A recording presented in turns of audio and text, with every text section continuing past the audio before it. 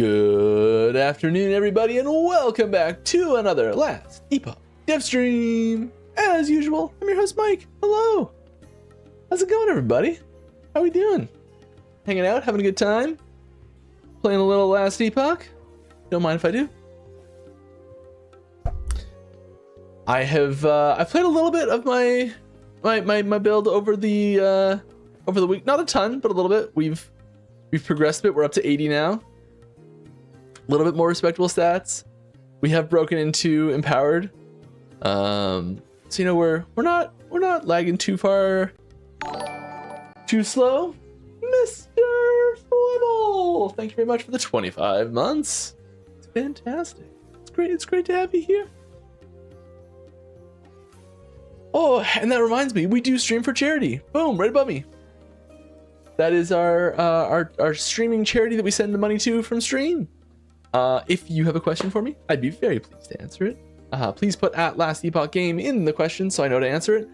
We are trying out multi-stream, so we're probably on YouTube right now. Trying that again. If it's horribly laggy and buggy, we'll turn that off, but we're just gonna give it a shot. And you may notice that I did spawn into the Merchants Guild. So we did buy some stuff. I realized that like all my gear was corrupted. And so not all of it, but most of it. And so I wanted to have some stuff that wasn't corrupted. So near the end of the stream, we can just like slam a bunch of stuff and see what happens. And if I ruin my gear, I'll fix it off camera. But we got lucky with our first two. I bought these with 0 LP and got really lucky, and they got LP on them. So like we're buying 0 LP stuff and getting LP on them like crazy. Is the vitality's whatever on those, but yeah. So we're doing 3-piece on this. I do want to turn these two into like exalteds with the stat on them, or the reforged. That's the word. Just bought these a few minutes ago. Very pleased with those. We are a little tight on mana. I did just take off a mana guide. So we'll see. I haven't tried it without that. We'll see how we do. No mana guide.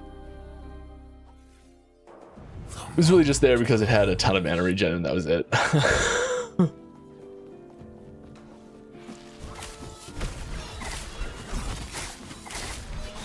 It would look like we're sustaining fine. Okay, sweet. So go over what my build is too if you're interested. It is we're doing, yeah, I did lose some points there because I moved some stuff around. Cool. We are doing Shadowrend, setting up multi-shot. We're using net for some CC stuff, and we're proccing Umbral Blades so that we can get extra damage. Attack speed feels low. Did I just lose a bunch of attack speed somehow? That'd be frustrating. Doing okay though. Oh, potions being ward is going to be tough to remember.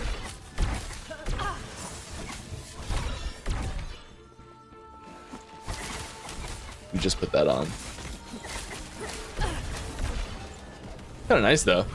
Never have to worry about overhealing. Okay, we got some questions rolling. Let's get started. We are very squishy, so I'm gonna die a lot. I will warn you on that one. Our resistances are in the toilet. Yeah.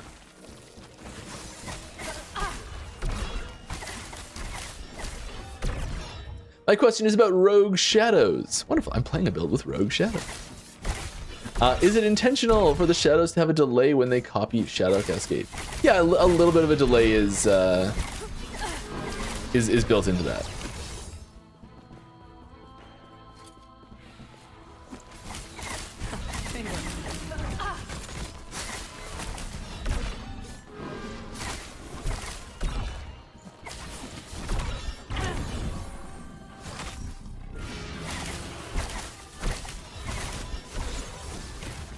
All right, more questions, Mike. I'm just gonna like have to worry about playing. When can we expect Warpath to be fixed? What's wrong with it? It's bugged even after the last patch. What's wrong with it? Tell me what's wrong with it. We like, I don't have any timeline on bugs, but I haven't been playing Warpath, so I don't know what's wrong with it.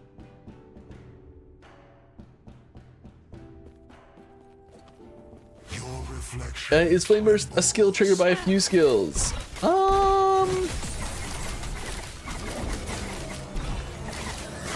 It's on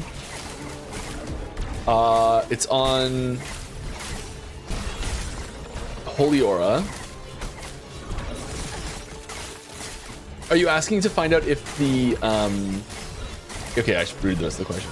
It's supposed to be a sub skill of Disintegrate, inheriting it more multipliers. It doesn't appear to be. Yeah, like you're asking if it's going back to the root in order to get fresh stats from the player or not. I don't know.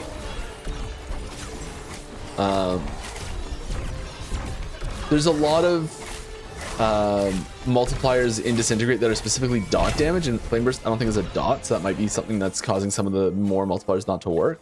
Possibly. That's cool. Is it terrible?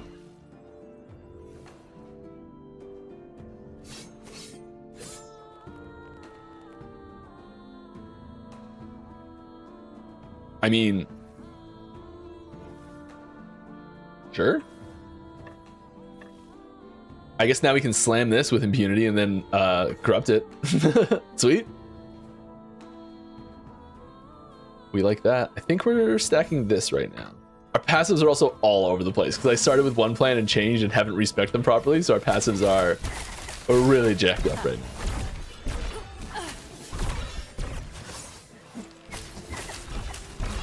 We were actually using Shadow Cascade a little while and switched to net.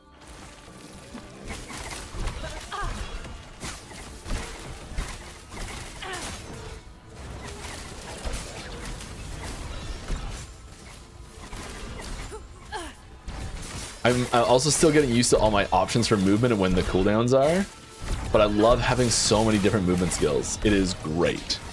And they move in different directions. So like basically every ability I have moves me. We've got evade, Shadowrend, net, shift, all that move in different directions and speeds. Love it. All right. Supposed to be a set. Oh yeah. Will we ever see more void related set items? Perhaps more cooler uniques. I'm a huge fan of you, void fan, and seeing more dot void would be great. Thanks. Yeah. I do think that there's room for more void themed uniques. I think that the place that and set items I'd love to see. We only have one mastery that really likes void damage right now. You know, like there's only Void Knight. It's Void Knight or bust. And I think that I'd love to see a second void mastery come in somewhere. So like another void themed mastery come in to really just like beef up the volume of like themes we can go at with a void set and void uniques. Like, 'cause we can't, like, Void Knight does have a lot of variety in it, but it can't really do everything. Like, it doesn't have a fast hitting melee, or really a long range bow or spell or throwing strong themes. Like there's some undercurrents in those sort of things coming from other skills, but you know, it's not big in any of them. More likes the big heavy hitting stuff, big melee attacks, combo skills, stuff like that.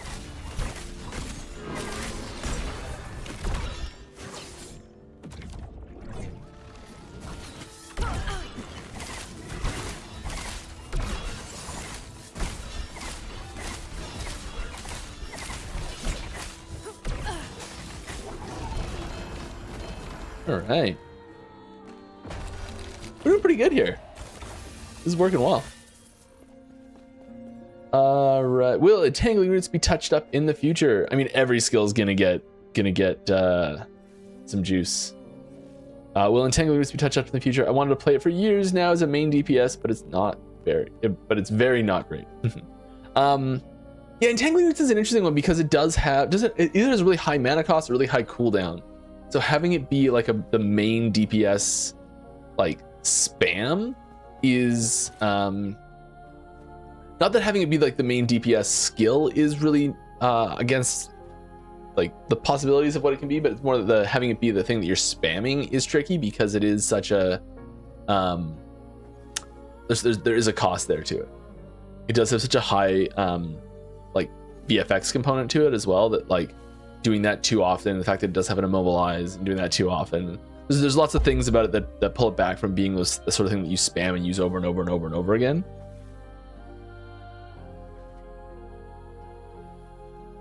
Oh sweet, looks like there is a Warpath fix in QA testing right now. Hopefully it gets into the next update. So that's awesome. Great news. Great news. So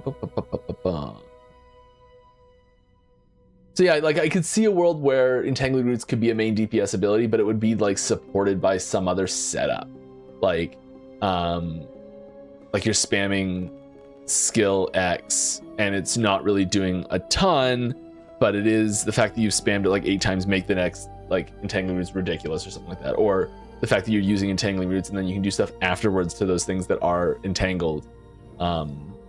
Like pumps your DPS a ton sort of thing. So like it's really not gonna I don't think it'll really fit the bill of standing on its own without some sort of support somewhere. It also sits in Druid, which is so heavily wants you to be transformed, so you're not ever able to directly cast it, that it's in a weird spot, so it triggers a lot. There's a lot of things that trigger it, and so having like a spell cast, like a self cast spell Druid that doesn't transform is sort of this like weird niche that we've kind of always sort of had on the outskirts of being a thing or not. Yeah.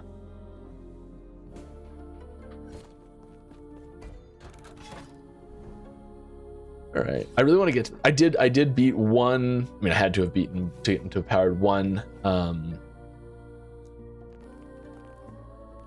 What are they called? Harbingers. Those are the things. But it was a tight fight. And I'm not looking forward to doing it at Hunter Corruption. But I really need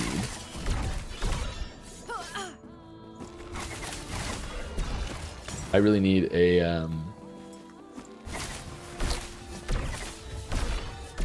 blessing. I'm just like mesmerized by all these arrows. I'm like, so pretty, so many arrows. I just learned how to talk and look at arrows at the same time. Okay, can we expect achievements or season's journey type stuff in last Epoch? Yeah, that's the sort of stuff that's on the list for sure. We've been talking about exactly how we want to do that, where we want them to show up, which achievements want to come in, things like that for a while now. Do I know which patch they're going to come with? No. But I'm expecting them, you know, in the reasonably near future sort of thing. There's a lot of reflections in here. It's so sparkly.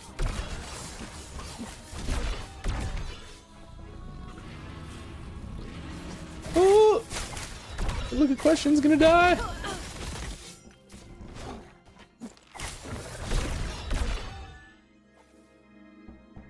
Hi, Mike. Thanks to the great seasonal changes. Wonderful. Glad you're enjoying them. Anything updates for Shaman final skill or passive tree updates? It really needs it. It really needs it. I would love to see Shaman get another skill soon. There's some like I played Shaman was like tied for third of the like classes I used to play in WoW sort of thing. And you know, I have a special place in my heart for Shaman style gameplay themes, and so I'd really love to see it get a little more interaction with, like, I'm trying harder because I do actually know what the next skill is going to be.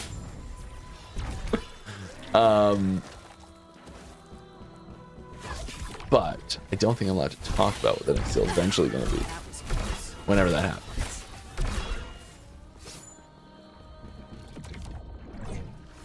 So yes, it will get it. It's gonna be sweet. I actually got a name change recently, and it's so much better name now. Like I don't know why, but it was something like I wasn't even thinking about as an option.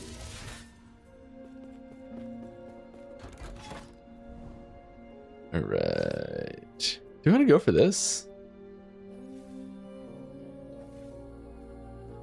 Like that would take us right the way through, I think.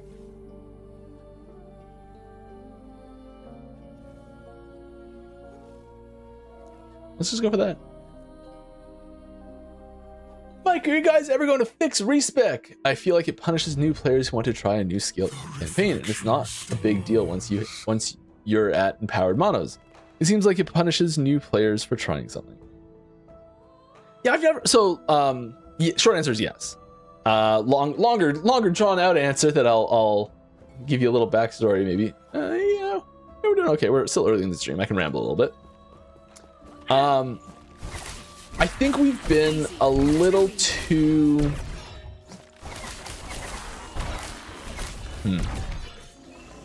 Yeah, so the short answer is yes, we are. I don't want to say fixed because I don't think it's necessarily broken, but I do understand that the friction points are not hitting in the right spot right now. Because it is doing what it's designed to do. It's just also causing frustration at the same time, which is not something we want.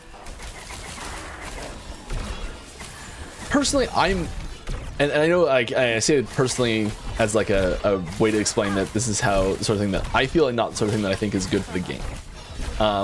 Personally, I really love the days of like you put a point and that point's there forever, and oh, you want to change that point? Great, make a new character, deal with it. Like I love that. I agree, it doesn't fit a modern game at all, and it would not be a positive thing for Last Epoch in the slightest, and I've never suggested we do that. But I think the feeling that you get when they're in a situation like that is this connection to your character that I really miss and I really love. And I think we've tried to cling to that a little too hard. And part of that is putting friction into the respec system. Now, there is good reason to have a little bit of friction in the respec system in the sense that we don't want to make the burden of optimal play. And there's like, that phrase comes up so much internally. There's like a little boop meme that reaction that happens every time someone says it. And I think that it is like the burden of optimal play of, okay, you're heading into this situation. Quick, respec your character. All right, you're going into this situation. Quick, respec your character. Like that sucks. Like the really extreme example of this, and I don't think we're at any really risk of this happening, but like the really extreme version of that is the next phase of the boss is starting. Quick, respec your character. You have 7 seconds. Go. Like that sort of degenerate level of having to do stuff and just like eke out the last little bit of your character. That would be really damaging, I think, if that became the expected play pattern. Now, I think we're really far from that. And so if we ever got close to that, we would do something to make it not be possible. Like, I don't know, there's other ways we can put limitations on the system, like you can't respec in combat, or you can't respec unless you're in Echo of a World, or you can't respec. Like, there's certain things we could do to change the way that's possible, you know? I think that there's unnecessary friction though in the system in general, and we are looking to improve that, especially for early on in the character's creation process, where you are still learning and experimenting and deciding what you think is good, because it does right now disproportionately hurt newer players, especially, which is the opposite of what we're trying to do.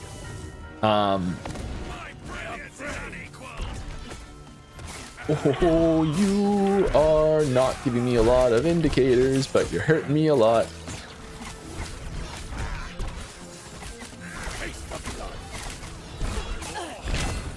Ow. My face.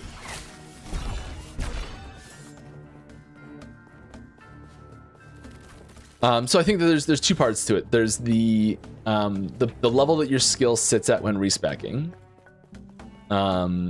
and then the like what happens when you pull an item out of that has plus skill points when you remove an item and put it back in. And I think there's 2 pain points there that we're open to addressing, and we're looking at like we had a meeting about this. Yes, I think we talked about it yesterday and Thursday and Tuesday. We talked about it quite a bit this week, especially. And we've got some tentative plans on what we're gonna do. So this is something that we are actively looking at addressing. Oh, just keep dropping stuff. All right, woo. That was crazy. There are some tentative things that we're looking at doing. Hey, nice. I think this is my first double exalt drop. I know it's just 2 T6s, but still, it's cool. I do have terrible resistances.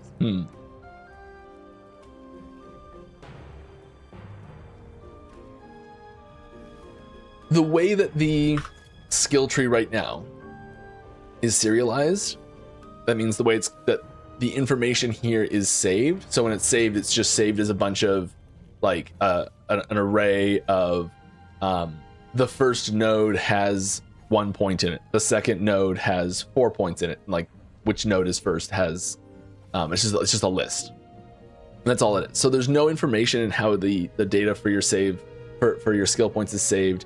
Is which was the last point you put in. That information just isn't saved anywhere.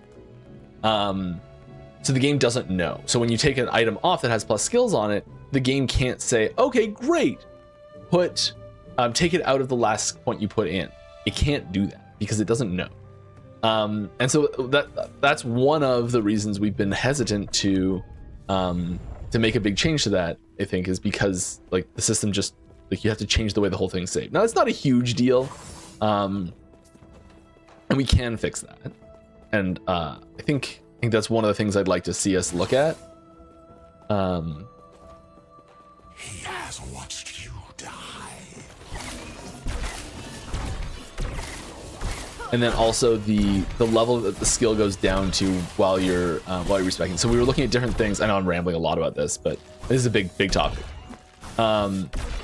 There's different breakpoints. We were looking at different points in the campaign. So we like the question even called us out about leveling being the primary pain point for this, and that where like what constitutes leveling still, what constitutes like developing a character still, what constitutes like is it just the campaign? How do you say like I'm still in the campaign? Is it a certain level? Is it once you do a single echo? Does that punish people who then want to go into the monolith earlier? Does that punish someone who accidentally walks into the monolith? So I think there's a lot of things. I think it's just level is the way you do it. But I don't know. These are the things that we've been talking about, discussing. We still have to figure out exactly how it's going to work. One more glyph.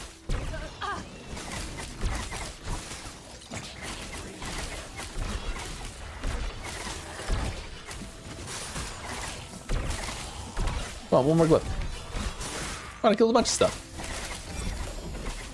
And a merchant's token. Sweet. You can drop like candy now.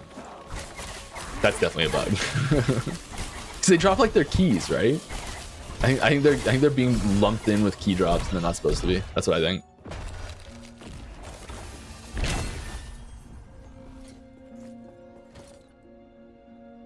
All right. Sorry for the ramble there. I hope that answered the question.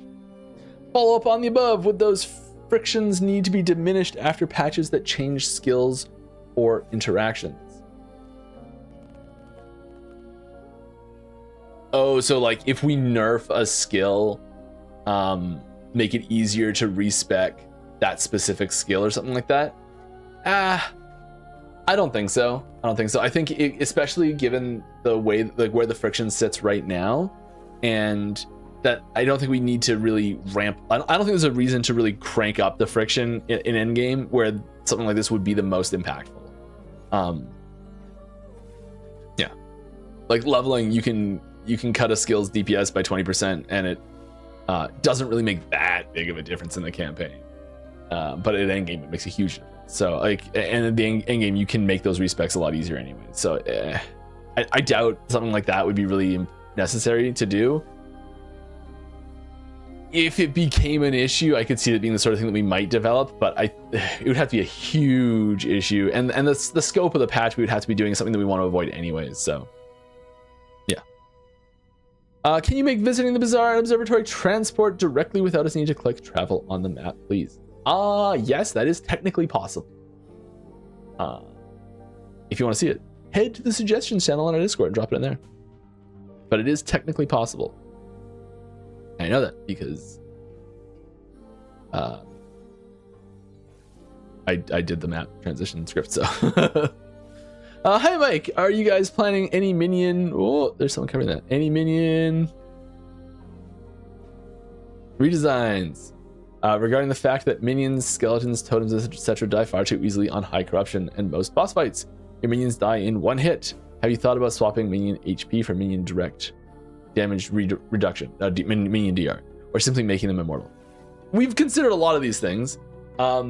Usually when something like this comes up, the reaction I get is that there's like, I don't have a lot of first-hand insight into this other than playing my bear last season.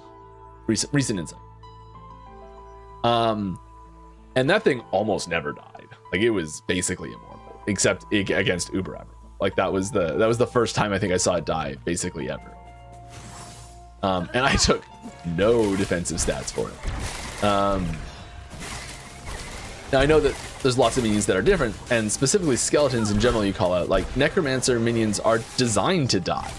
They're expendable resources meant to serve their purpose and be recreated. And I think that I'd really like to look at how they are summoned in general, because they are kind of meant to be expendable. I really like how some games do the like where minions like that are auto summoned on like a timer after they die. I really like that style. I didn't at first at all. I really disliked it initially, and as I play with it more, I think I do think it's really positive. I think it helps in that type of gameplay a lot. So yeah, I'd love to see something like that. And if something along those lines wound up in the suggestions channel, I wouldn't be upset at that. But totems don't really fit the bill, and of like intending to die, but at the same time, because they are stationary, they're sort of designed to be resummonable easily because they're stationary and fairly frequent.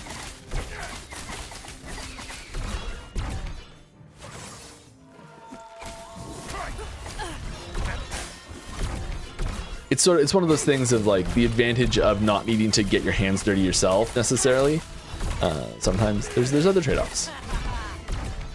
I also don't want to be clear here. I'm not saying that their health and toughness balance is perfect right now.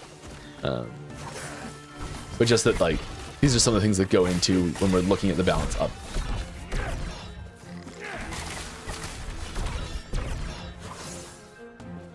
That might be from the other side. Let's see.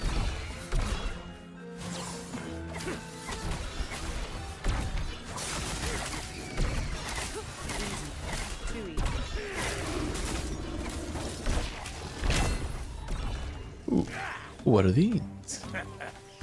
Really terrible when we're using this.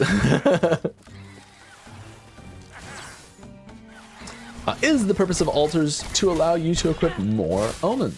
That is one of the purposes, yes. Also, just having an itemized way to change your like idle inventory. I think it's just like an interesting new itemization pathway. When will Elemental Nova be made a main skill? Elemental Nova has had its day in the sun a few times now. I can say it's about literally any skill, so it's kind of cheating when I say it, but there's like, it's getting a bunch of new nodes eventually, and it'll be sweet. Some of the things it can do. There's new things it can trigger. There's new things that will trigger it.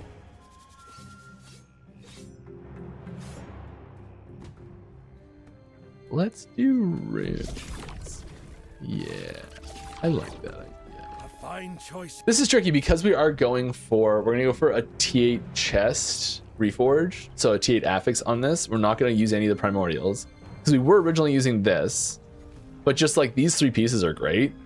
And we want to get like a bunch of mana regen from our rings. No, terrible. It's like I need a couple of these at some point, but I don't know, not many. What do I do? Just grab gold? Grab some random uniques, maybe I'll get something good.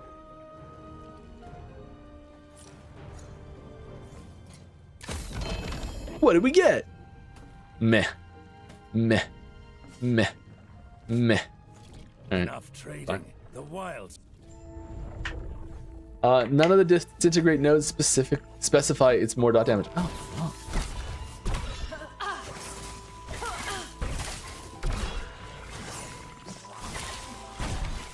I don't know if you with the disintegrate thing. I'll read the rest of the question. They just say more damage. Paralyze is the only one I can see that specifies direct damage. Is there a good way to tell when a multiplier should work for a skill triggered from another skill? Usually it just will work. The exceptions where it won't work are way fewer than the ones where sometimes they'll say the wording that I would say you can use to know if it will work for a triggered ability or not is it says like when you use blank it does this. Sometimes like that type of effect won't work if it's being triggered. And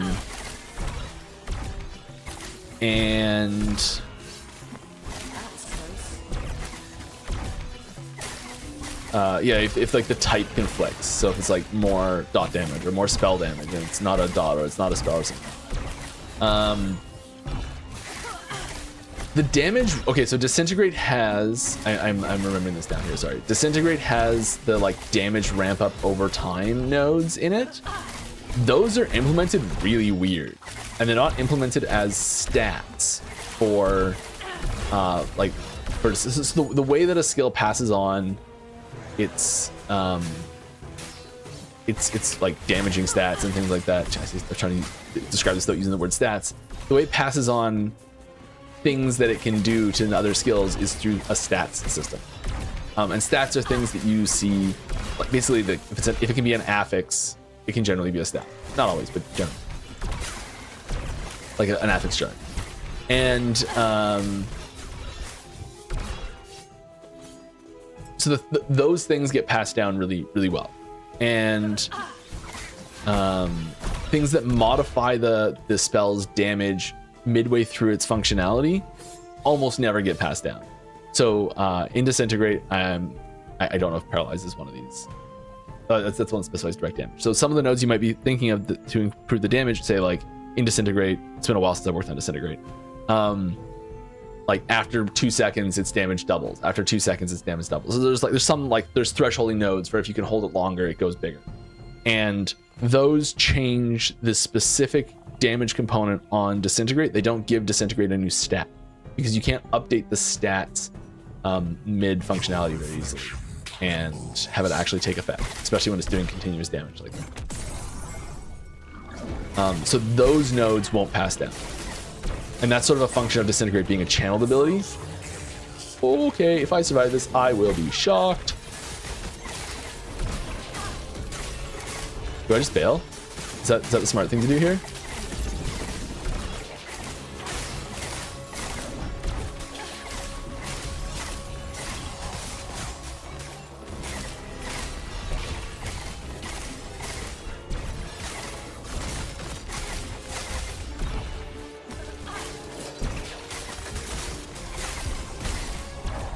Nope, apparently it's not. Apparently the smart thing is just keep fighting.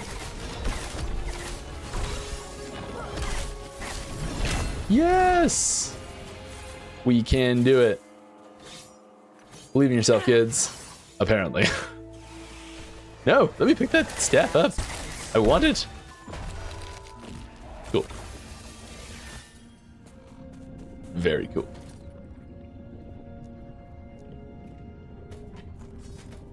Me back to my terrible organizational ways. Any chance to give options for minions to have splash damage? technically they all do. There's almost no minion that doesn't, technically speaking. It's just a really small splash.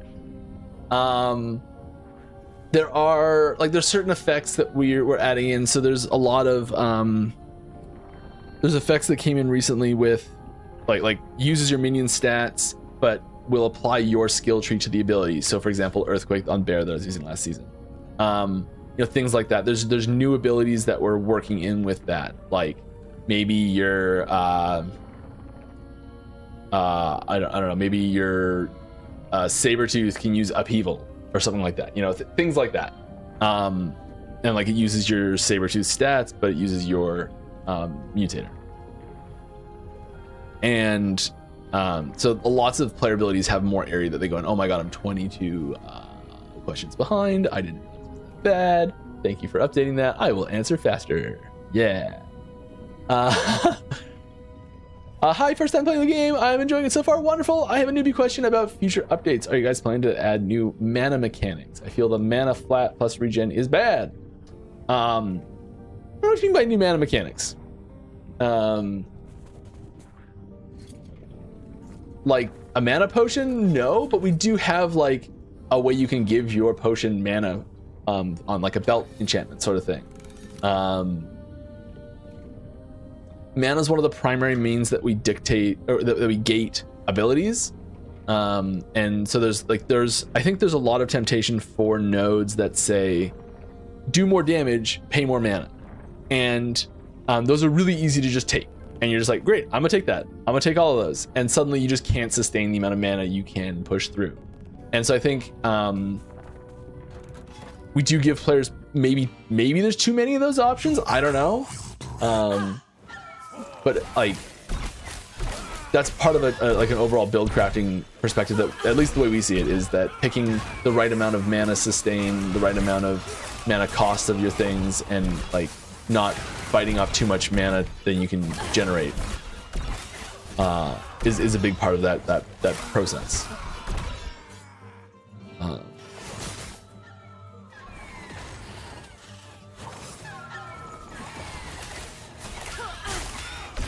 And they're not all like perfectly balanced, but that is sort of one of the primary gating methods. We try and put as few cooldowns on things as possible, or when the things do have cooldowns, to have those be as short as possible. And that's not always the case, but that's usually what our goal is. Yes, Temporal Sanctum key is huge. I had one before. Okay, great. I thought I was out. Either way, huge. Are we gonna go over to, my goodness, there's so many things here, they're scary. Okay, I gotta answer more questions. I can't just keep running and attacking. I feel like forging potential when crafting is more on the negative side than a positive outcome. The forging potential sometimes zeroes out in one click. Is there a reason it got nerfed, or am I just extremely unlucky this season? Season 2, I assume. Is having 21 frogs really a problem? Question 2. Was having 21 frogs really a problem? Yes, definitely. I don't feel as OP to me. It actually made the build feel just right. It was too many. It was way too many. The fortune potential did not receive a major change as far as I know this season, or even a minor change really. Like there's, I think what happens sometimes. So as you get into high corruption, you do find things that are higher and higher forging potential. That's one of the things that like just naturally happens because you're finding more exalted items. You're finding more items in general, and then you're finding more things that are just by the nature of finding more items, you find more high forging potential items in general. Just the way it works. You find more stuff, you get more cracks at it. And I'm so gonna die in this one. Okay.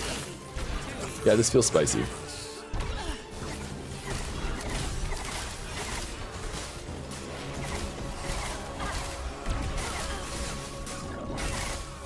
And so I think what happens sometimes is when a season rolls over, if you're like playing a bunch, getting a whole bunch of stuff, or you're used to hitting certain thresholds of certain mechanics, and then it rolls over and you're starting from scratch again, it feels like you kind of expect it to be at that same level, and it's not. It feels like it's significantly lower, sort of thing. That might possibly be something that's happening. I don't know. Can you please give us void squirrels? Since they're already in the game, can we perhaps have some sort of amulet that converts squirrels to void squirrels? It's the Primalist itself doesn't have enough void support, I don't think, to justify that. All right, but you know, like if you want to see something like this, like even if I'm negative or positive about a suggestion that you have, please go put it in the suggestions channel on our Discord, or on our forums. Like we take stuff from there all the time, looking at what people want to do. You know, like that does make a difference. When you tell me, I mean, like I do hear you, and I am involved in these meetings and things like that, but frankly, my ideas tend to take higher priority than the ideas I hear from the community when I'm in meetings like that. And I am far from the strongest voice in those meetings. So you want to get those in front of everyone directly. Those are the best ways to do it.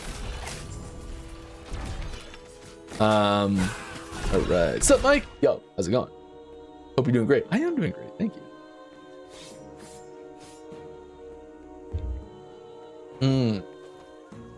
All right, UI feedback. Since I know you do some UI stuff, I used to do UI stuff. I don't really do much of it anymore at all. I'm like the steward of the map, and I'm handing that off slowly because I didn't do any of the new updates for this. All I did was hook up the. There's a bunch of scripts that I have for like lining up these lines and placing them properly, and like. So like as you scroll out, you know, so like they disappear and it tracks. I'm like pointing at the screen, like you can see what I'm pointing at. And like certain tags disappear at certain scroll levels. And certain things stick around even after you're scrolled out farther. Like there's different things that happen at different zoom levels, and like what all those happen at is all like handled by a few scripts. And so like when stuff gets added here, there's always something called that messages me like, Mike, I need you to like have this set up, and I'm like, okay. Just like go into the branch and press 2 buttons and leave. That's about all I do for UI now. I do give feedback in design meetings for it though, so. But implementation wise, it's not much more. Anyway, so I will read this. No, go back, undo.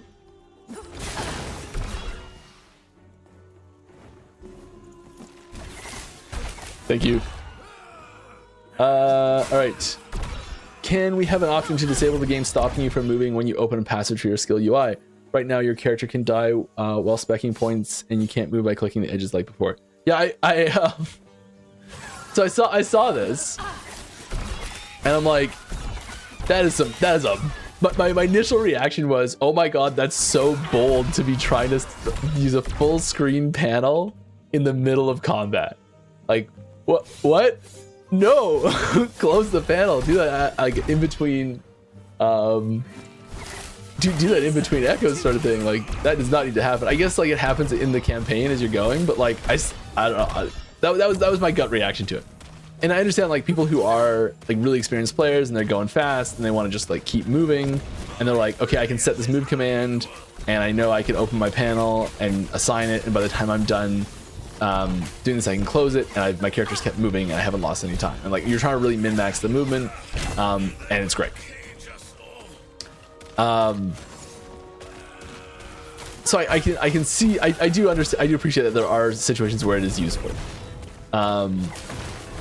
It still just is. It's so funny to me thinking that there's like that this is actually happening. Like full screen panel, I'm like terrified to open in the middle of combat, and.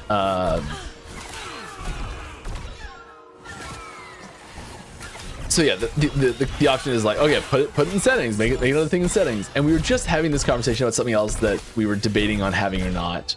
And there was about half of us that wanted it, about half of us that didn't want it. And we're like, I guess we're making another setting for it.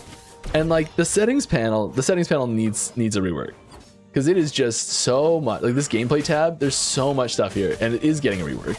That is happening. It feels like there's a lot of things we put in there as like almost like there's a lot of things where it shouldn't need to be in there. And there's like just enough people who are really wanting it that we're like, all right, like we'll do it. We'll put it in there. And the settings panel just kind of bloated and bloated and bloated over the years. So I don't know if we add too many things to the settings panel or not.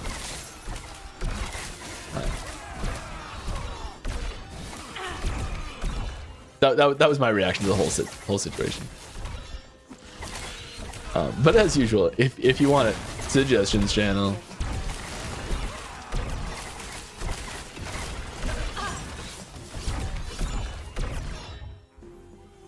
Is aerial assault hardly moving you now an intentional change, or is it a bug because I didn't see it on patch notes? As far as I know, it hasn't changed. I feel like someone mentioned this and I tried it and it was fine. Maybe this was like in testing still, like before the patch dropped. I have some vague memory of this. Is this something that's happening to everyone?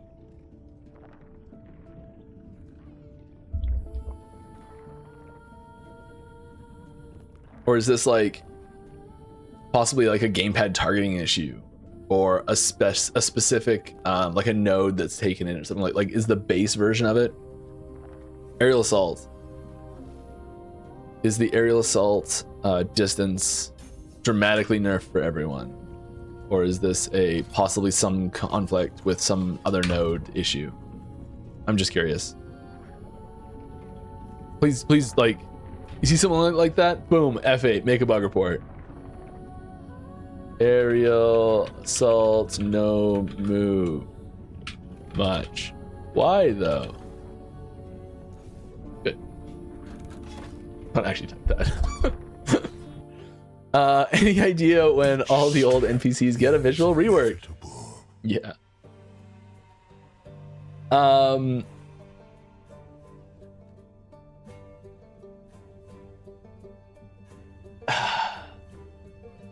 I don't know. There are a few that have been flagged for updating, and we've updated a few already. I don't know the timeline on them specifically. There is a lot happening with campaign stuff in general, which is a lot of the same team that would be going in to work on like NPC updates, things like that. Because there's 2 story chapters that are coming down the pipe right now, and so that's I think it'll be a bit before we go back to a lot of those things. But yeah, I hear the need for it. A lot of them have pixelated armor or are floating above the ground. One of the main reasons people don't play LE is the graphics, and some friends told me that NPCs looks made them refuse to start it. It's a shame because this is one of the best RPGs I know. I have no idea what you're talking about with any of those things. Those seem like some janky bugs. That's not what I was talking about. I was just saying that I thought their just visual look in general was dated, but like crazy pixelated and floating above the ground, I haven't noticed that. It doesn't mean it's not happening anywhere.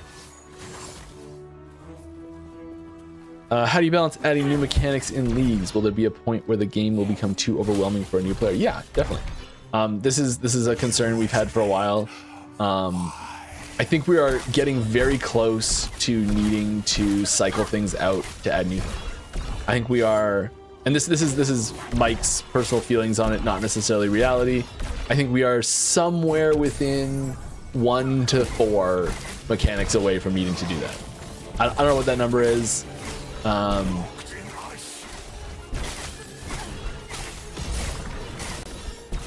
People are also wondering why omens also hit are like always in these like awkward wall spots like this, because dang it, I fully agree, and it like makes a fight like this so much harder.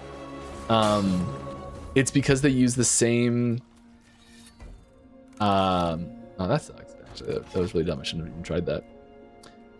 They make they use the shrine placements. So shrines are designed to be placed in spots like that. That makes sense.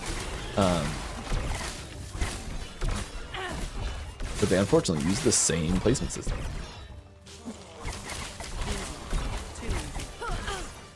But yeah, they need more space. Big time. Slay the champions. First, find the champions. Now that we're getting less stuff out of this.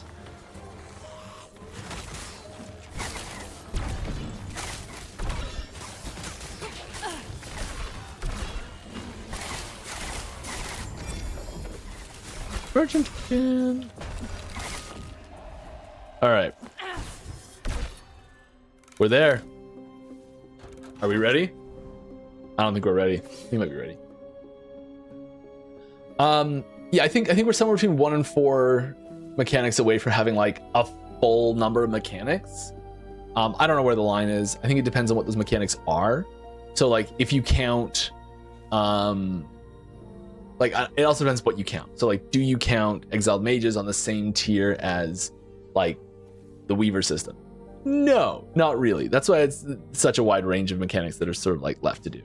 But I think there's a world where we start removing certain mechanics, or like replacing them maybe, or reworking them, being like the things you get, like remove the exiled mages, put a new system in its place, have it share some of the rewards, so you can still get the exiled mage rewards from this new mechanic if you want, but you can also get other things instead, or something like that. There is also like an itemization complexity that is put in place by having some of these things are, and there's also some level of interesting reason to like take things like that out. So like maybe all the experimental affixes come out, but there's new Weaver enchantments that can go on idols that take the place of some of those things, or there's new champion affixes that take the place of some of those things, and like you can like distribute some of the same effects elsewhere, or and maybe into a new system that replaces it with an entirely new mechanics. I don't know.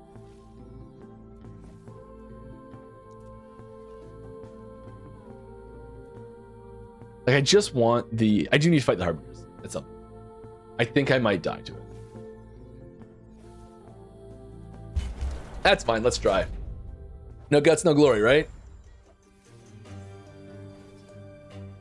I should I don't know why I didn't do this, but I should have done a slam before doing this. Whoops. If we die, we'll slam something. Because we did get a key. On the topic of Druid and transformation, do you personally think the skills that are only available while in any form should eventually get their own skill trees? No. I know currently some skills like Warcry can be made to apply to the Werebear's Roar. Personally, I feel as the different forms are part of the class identity, and having locked available skills like unlike Reaper form, which can freely select any unlocked skills in form, I believe they should. Okay. First off, I think the fact that the Druid transforms are different than the Lich transform is really important. And so having them be mechanically the same in that sense, I think would be a detriment to both. I think that each of those skills does have a skill tree, it just shares it with 4 other skills, which I think is fine. It makes it a little cramped sometimes, but there is some stuff coming to help spice that up a bit. I think that there is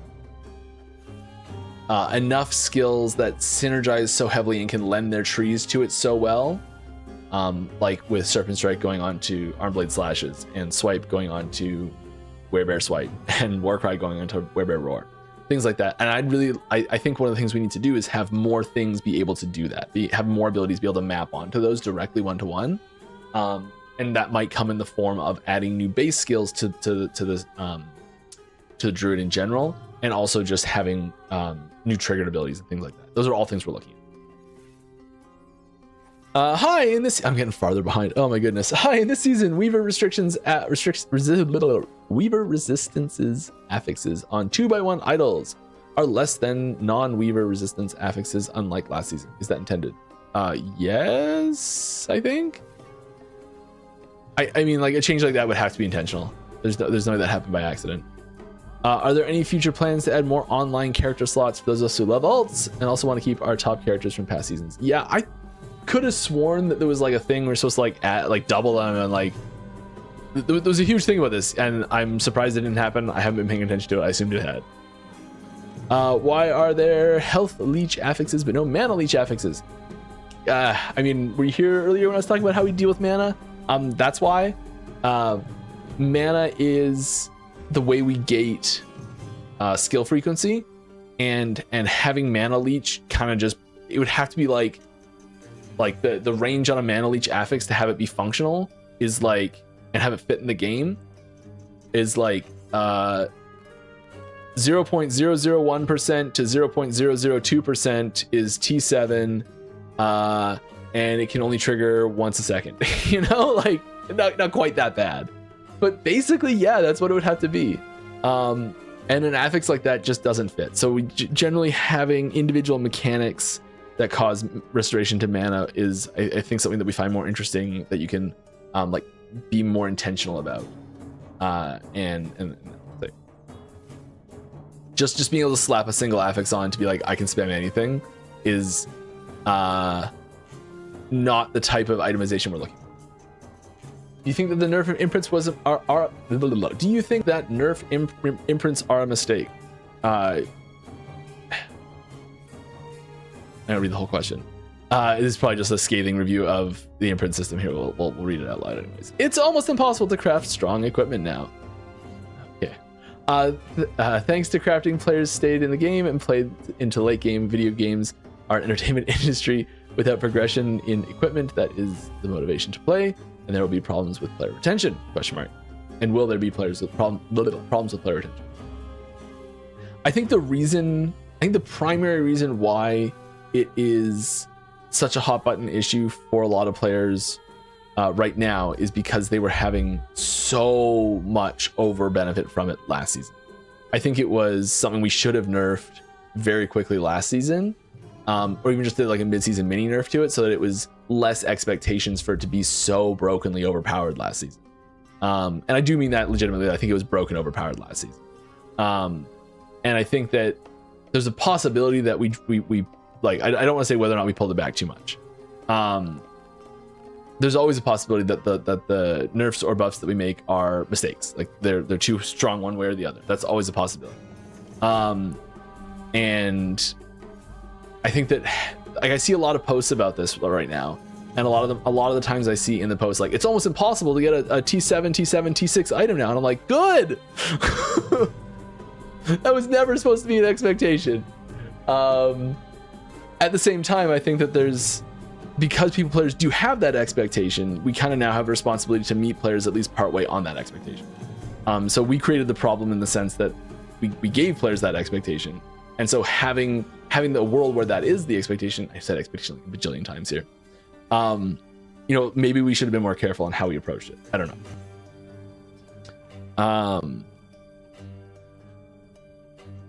Yeah. I think they're in a better place than they were before. It may have been too strong. It may have been like too harsh. I don't know. Better doesn't mean perfect at all.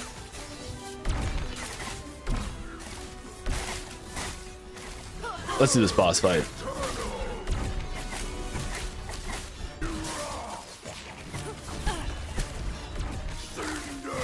One thing I really like about this boss fight is because of the ward mechanic. If you're not like just one-tapping them and you actually have to like engage them and fight them, it does encourage you to like go after the one that's not okay. Run, Mike, what are you doing? Go after the ones that are not in their ward, or have low ward, so you can like let the ward kill itself.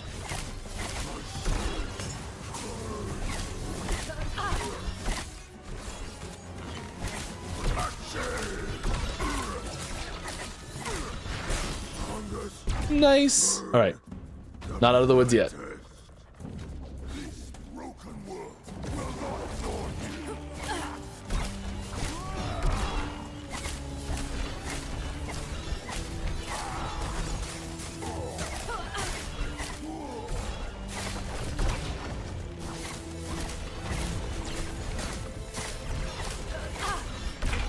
Okay, yeah.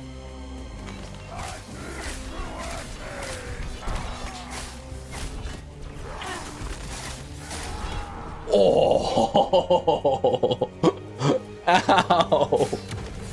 Oh, my soul. Okay. Well, we can do the fight. We just can't do the boss. So let's go do what we said we're gonna do. We still have enough. Okay, that's great.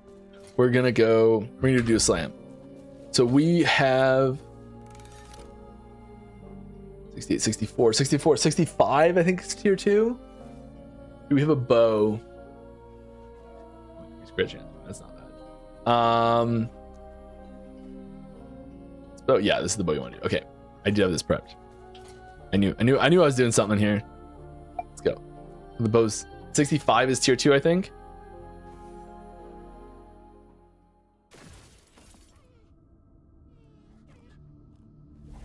Find out.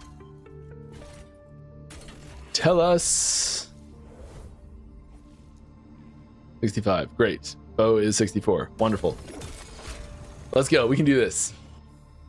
Mike, let's be honest. The old grapevine visual was significantly better than what we have now, and the new one is slammer and much less slappy. Can we get that graphical downgrade reverted? Maybe. Give it a suggestions channel slap, and we can see what's what. I don't actually know what the new one looks like. I probably still think of the old one. I'm like, it looks sweet. What are you talking about? Will we ever have a conversion for Wraith Lord? So like having fire, cold, or melee Wraith Lord, that would be cool. I hope so, actually. Yeah, because those conversions are in the tree, aren't they? We should do that. I don't know why we don't. I'd say it was probably when that was going in, we were probably like just trying to push it in and didn't have the time for the VFX to get in, and so probably didn't do it for that reason. But with some time, yeah, I don't see why not. I hope so. I can't think of a good reason not to. Do you consider adding MTX themed after previous seasons down the line? Do you consider adding MTX themed? Yeah, like putting in like a Weaver themed MTX now, even though we're way past that one. Yeah, I love the Weaver aesthetics. There we go. And I think it would be great for some skill MTX. Yes, I see no reason why we can't do that. Great idea. All the ideas. Suggestion channel. Yeah. Escape is impossible.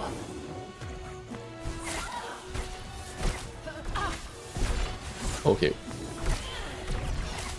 Having an ability that moves you slightly in this fight is rough.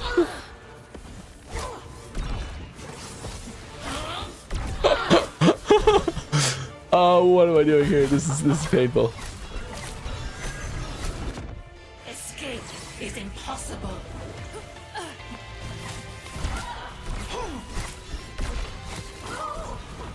I should do like little like hop forward, hop back. This thing I have to alternate nets. Okay, I've got it. I figured it out.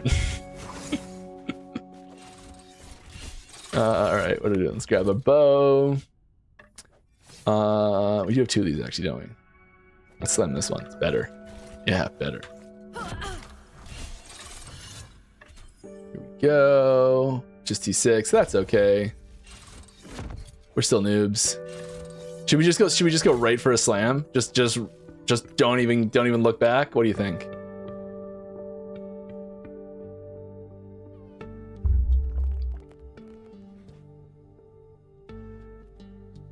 No one's saying no. All right. I'm curious if the recent MTX companion Direwolf was considered to be applied to the Summon Wolf skill. Probably. I personally would like a bunch of Shadow Wolves running around. Yeah, it'd be sweet. I don't know if it was. Sorry. Speaking of Necromancer, why doesn't she have any damage reduction?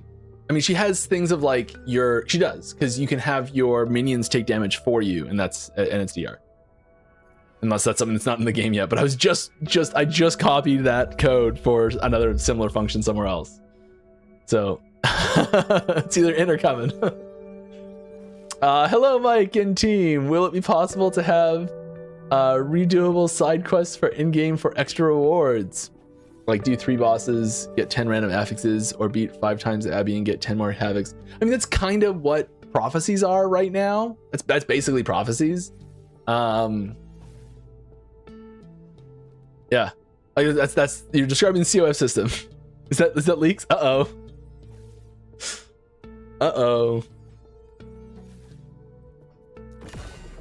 Lightning damage, yes. At least it didn't make it worse. Now, is this better than our current one? More bow damage per meter, so up to like effectively 20% more bow damage. Attack speed, crit chance. I actually don't know which one of those is better. I think we've got it. I think this one that we just made is better because the attack speed is so nice.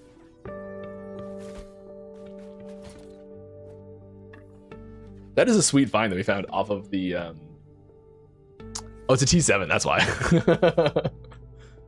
Like that's strong. Wish we had another bow to do that with. Right now, just do a slam. I got a problem. I'm like, just let me slam another one. Let's go. One more. All right. I should do this too. I should be looking out for an amulet. Can we just go buy an amulet? I'm so poor. Someone buy my stuff I have listed. It's all terrible. All right. It's a good thing you can't actually see what I have listed.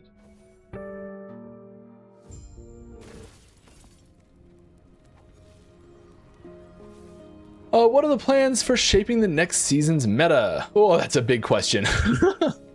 Currently, the best builds to start with without any legendaries is Judgment Paladin, and starting with anything else puts you at a huge disadvantage. Can we shake up the meta a bit? I mean, yes. I think there's always like the desire to have. We're getting a blessing. What we're doing. Because we're hurting for blessings. We know we can do this. Okay. I can feel the attack speed difference big time here. That's sweet.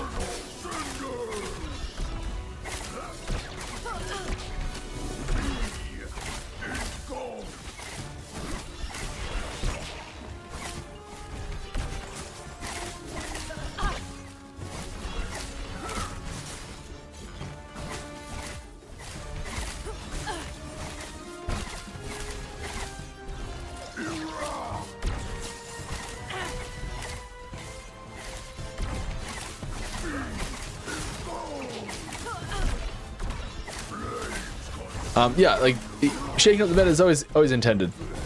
I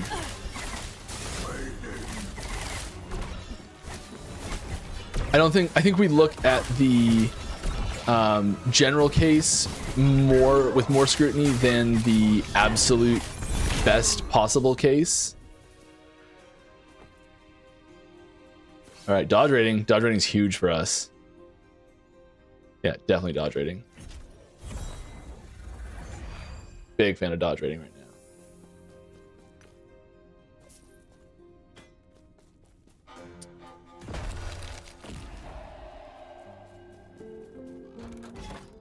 All right. I already got this one. Let's go get this one. Did they switch? Like this used to be here, and this used to be here, and this used to be here, right? Like we did a rotation, right? I'm not crazy, am I? Fire Aura has some really strong and impactful support in the Spellblade tree. Good. As well as having stronger effectiveness and added effectiveness than a very similar skill, Maelstrom. Have you guys ever considered... they're... Okay, sorry. Have you guys ever considered adding uncapped Maelstrom multiplicative scaling somewhere into the Primalist tree similar to Fire Aura? Like, Maelstrom's already... I think pretty popular. I think they fill slightly different functionality because one is a functional, like it is a usable skill that you can like direct cast. You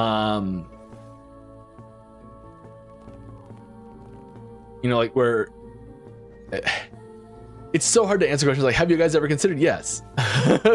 What's the rest of the question? I don't care. Probably. I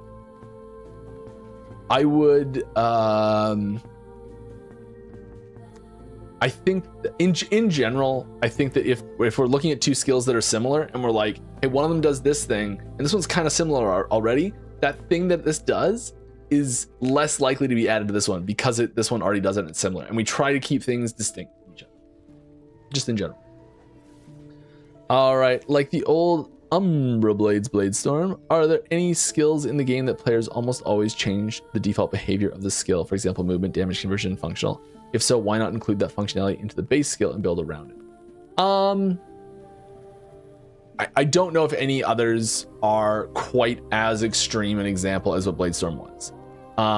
What's a good reason for not doing that? I think players having that transition moment in their, especially new players, and even in franchise players, but like having that transition moment as your character is growing and building from, hey, I'm doing the thing one way to how I'm doing the thing a new way. That transition moment in the character's development is fun and interesting and cool and great. And like getting rid of that, I think is would be a negative.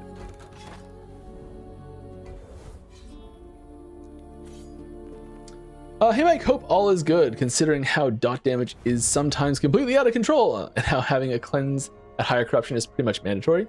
Would you guys consider changing the affix into a stun CC removal and putting the dot cleanse as a baseline potion mechanic? No. Okay, we'll talk about it. Sure, we'll talk about anything. I would be shocked if that ever got put in. I should rephrase it that way. It also feels bad dying to a dot after spamming all of your points. Yeah. I think that dots are a very difficult mechanic to anticipate. Like getting ignited is a hard thing to prevent happening. I think learning specific situations. I just felt something on my leg. Learning specific. There was a spider in here yesterday, so I'm like on edge. Learning specific situations where certain enemies might be like, okay, there's a really high dot that this enemy ignites me a lot, so I have to be careful not to get hit too much by it because I know that's going to be a thing that I have to contend with. I think learning those situations is a really difficult, like that's a high skill moment for a game like this. And I think having things like that you can learn to sort of anticipate damage that's coming in and improve your ability to anticipate things like that is an important functionality to have in the game. Is it too extreme right now? Possibly. I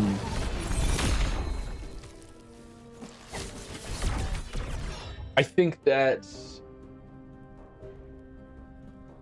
if it was like just an always pots thing, like you mentioned that it feels bad dying to a dot after spamming all your pots.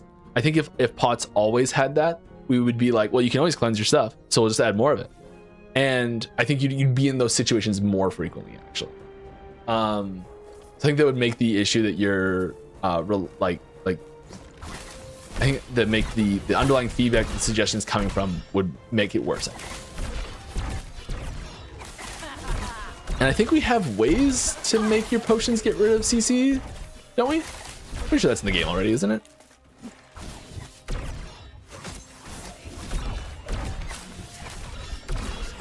We just gotta spec into it. Yeah, it's the belt prefix. Yeah, no leaks. This is the problem when I'm like playing one version and working on another version. Oh, okay. I don't have anything good to put in there right now. Dang it. Okay. I mean, let's just slap this in. Why not?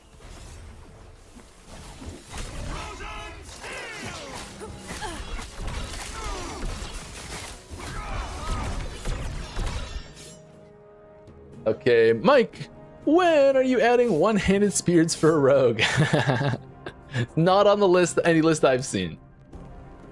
Is there a weapon type that you are more disappointed in? For example, like maces, as I don't see a few of them being built. No. Weapon type that I'm disappointed in. Oh. Maces might be the one that I've played with the least personally. Like one-handed maces. I love two-handed maces.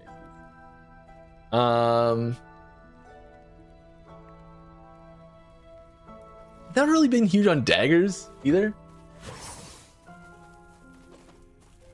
Maybe I just like two-handed weapons. So I'm like, who likes wands? Who likes swords? I think I just like two-handed weapons. That was an imprint drop for sure. That was 100% an imprint drop.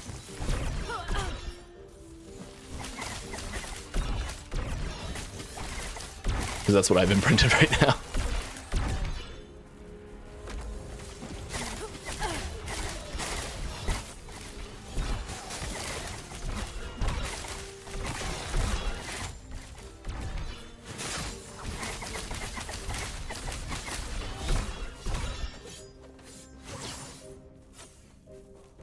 Like just put those on a couple nights ago, I think. Hey Mike, I know this has been asked in the past. It's okay, but can we get an update on in-game detailed skill damage? Would be nice to be able to see exact skill critical strike, for example, similar to what PoE has. Thanks. This is something we're working on. No ETA, sorry. Will we be getting prophecies for Rune of Havoc and Rune of Redemption? So we the short answer is no. The long answer is we're reworking the system, so the question doesn't make any sense.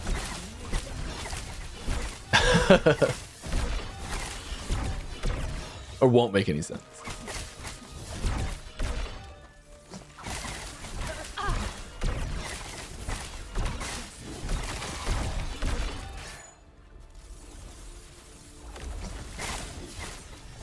All right.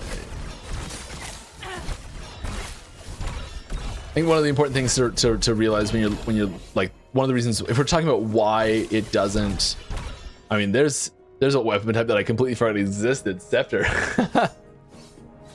I think it's important when looking at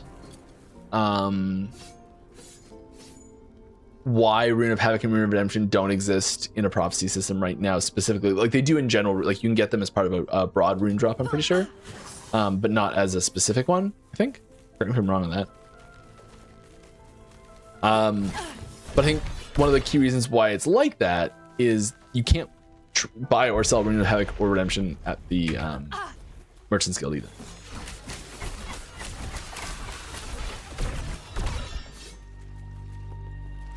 Did I not get that? I did.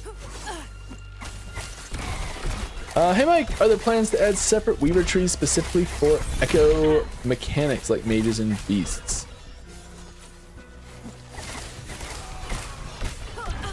Separate weaver trees? No, I think they'll stay on the same weaver tree that they're on. Because there's nodes for those, like on the big main weaver tree, right?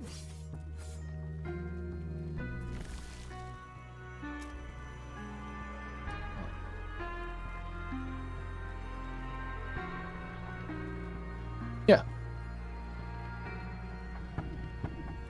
Like there's a branch up here for it. I think we like having it on one big tree.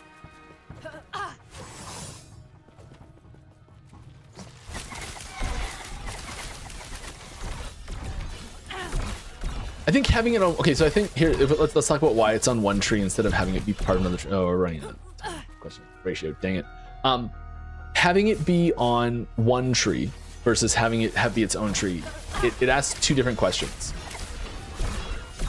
So if they're on, if it's one tree with all the different mechanics as like branches on one tree, and you have one set of points that you have to decide how you're going to allocate it across the different mechanics, you're saying which mechanics do you like the most and which mechanics do you want to invest in and interact with the most.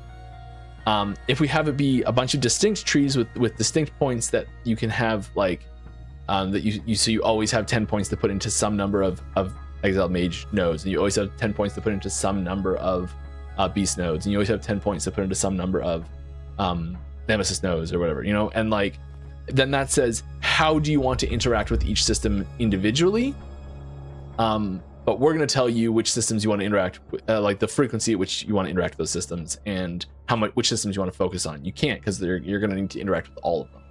But by putting them all on one tree and saying like you get to pick which ones you want to invest more heavily in, you can say which ones you want to interact with more. And I think that drives being able to customize your in-game gameplay experience more, rather than if you're just saying, well, I'm doing everything, so I'm going to get stuff from everything.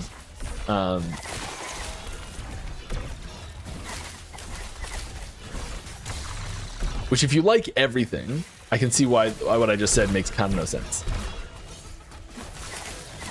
But if there's certain systems that really drive you bonkers, probably really like what I just said.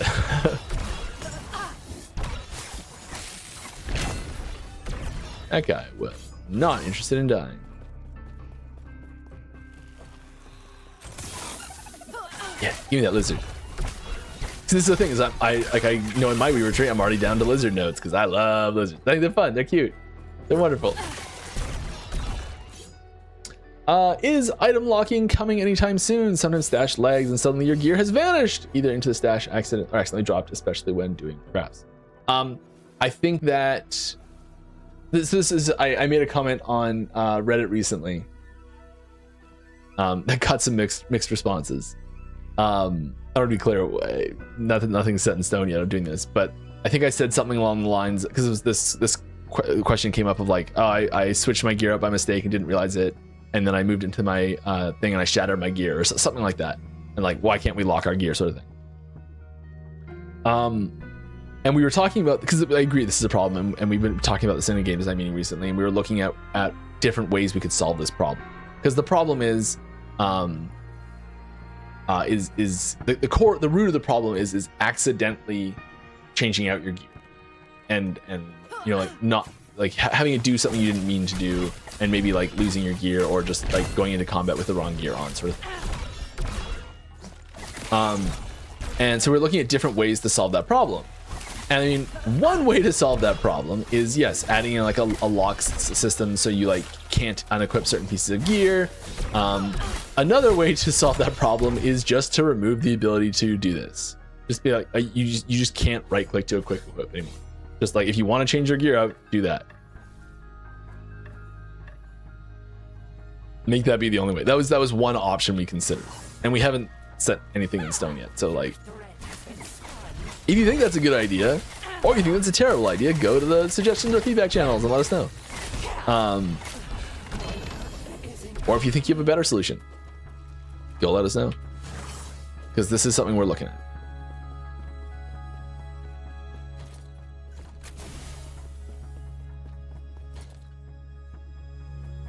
Drill course, drill course, drill course. Right. How much can we fit in here?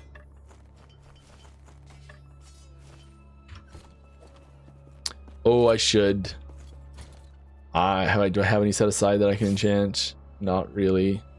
This one got a terrible enchant. This one got a terrible enchant? This one got a terrible enchant. Do I want to use it on this? Yeah, why not? Yeah, it's a good one now. Let's see if we want to use that later. Not really sure what I'm doing with my idols at the moment. Did that not count towards this? Or we're just lower than I thought going into that. I want that XP. I want that XP so bad. Give me them levels.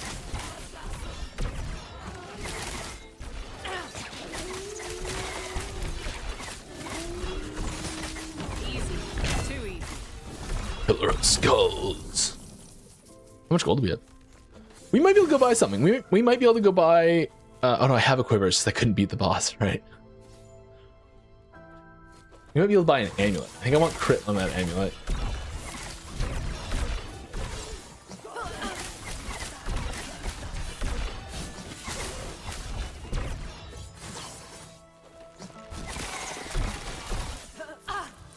Crit with like some sort of defensive backup, like health, dodge, resistances, stuff like that.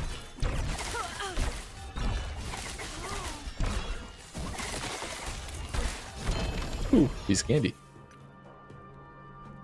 Piece of candy. It's like the one piece of candy you really don't like. That's what that was. I feel like I should have this filtered out.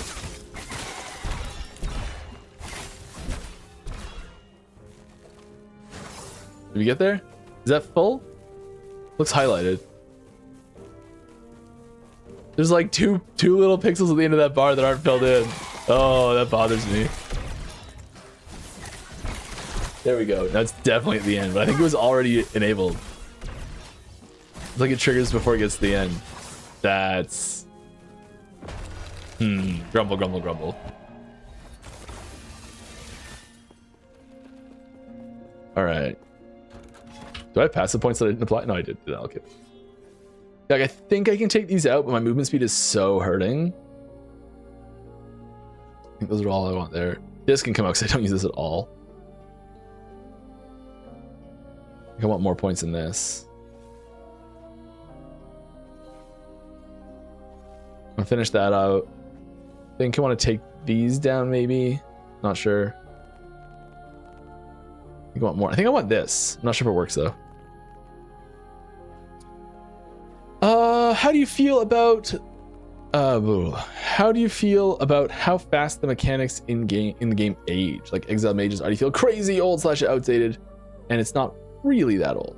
Yeah, I think that's a good point. Is that they do feel like they age faster. I think they are gonna start feeling like they age slower and slower, just because we are, I think, getting better at making them. But the rate that we're getting better at making them, as a percentage of how good they are, like if you're gonna give them like a number quality on like how good they are and like rate them out of infinity, just like give them like a number. I think that if all of them are just like one better than the last one, like 1 to 2 is twice as good, and 2 to 3 is 50% as good, like 50% better, and then but 3 to 4 is like it gets small, like the relative rate that they're improving at, while it may change the same amount, but the relative total that goes down. If that makes any sense?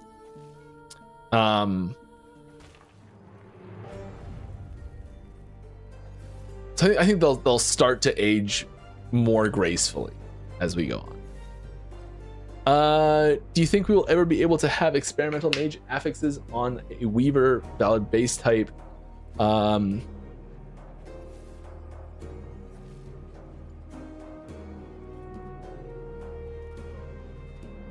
base type. Oh, unique items that gain stats based off of the Weaver amount. I see what you're saying.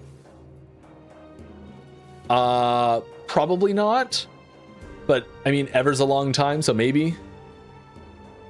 Are there plans to make target farming idols better? I'd really like to. I think that idols are one of those things that we've always had as a like a tail chase, like a long tail chase item pool in general.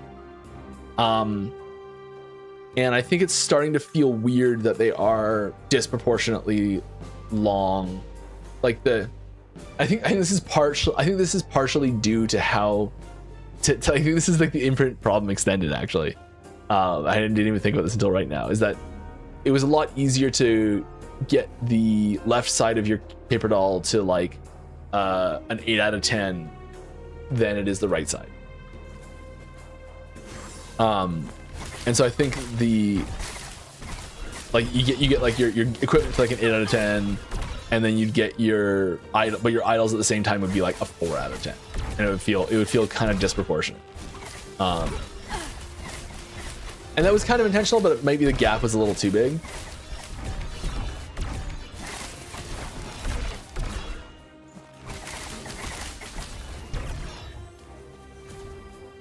I said stay down.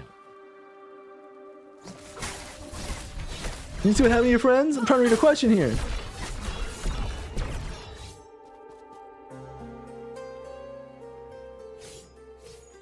Mike!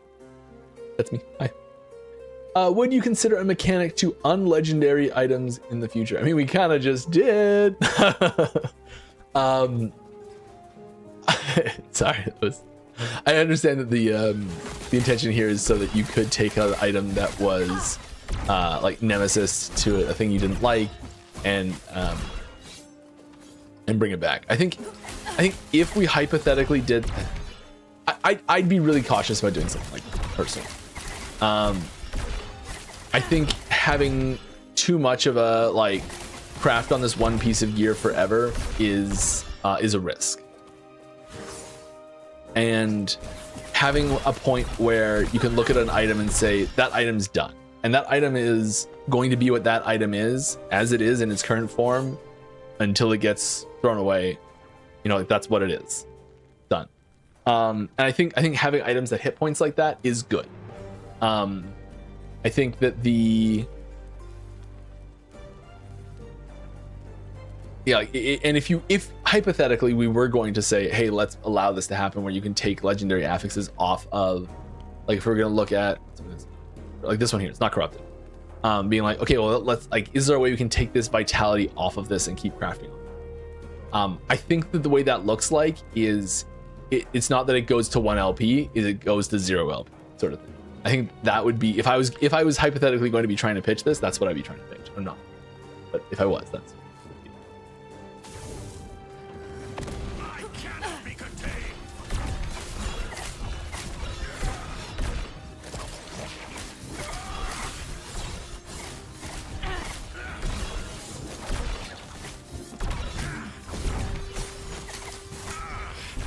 I really like the attack speed that we got. You don't really need experimental affixes much, do we? I really love the attack speed that we got on this. I can definitely feel it. That 21% is noticeable. Feels way better. Combat just feels smoother. I feel bouncier. Nice. My phone has been buzzing so much this whole stream. I think something changed with the settings, the notification settings on Slack, possibly. Because I can see that there's something going on in a thread that I'm part of. But it's not urgent, so I'm not getting actually pinged.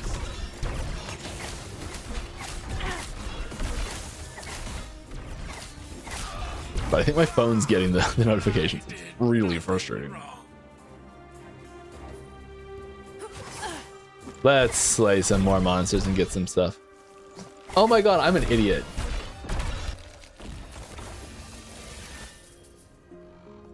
Oh, I don't want to talk about it. No one say anything. I don't care. You saw nothing. All right, keep moving, Mike. Just move past it. Don't dwell on it. Hi, Mike. Loved season 4, but I have a question. Will we be getting season 5 and the expansion this year, or are we still on the 7-month league thing? I don't have any specific information on the release date of season 5. I think that the most recent information that was delivered about season 5 is still good, valid, appropriate. I haven't heard any changes to what we've decided in the past. I do know that there is a specific target date for season 5 internally. I think, and I could be wrong, that when we released the roadmap, we did put out a general vibe time of when it would be roughly. So I think that's the roadmap post. Someone correct me if I'm wrong here. But if that's a thing, if anyone has a link to the roadmap post and they want to paste it in chat, that would be really helpful. Should be, do we have a command?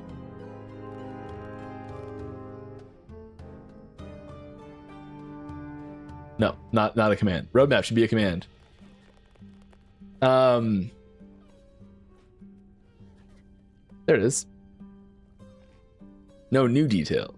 What does it say? Let's look at the roadmap. Thank you very much, by the way. I'm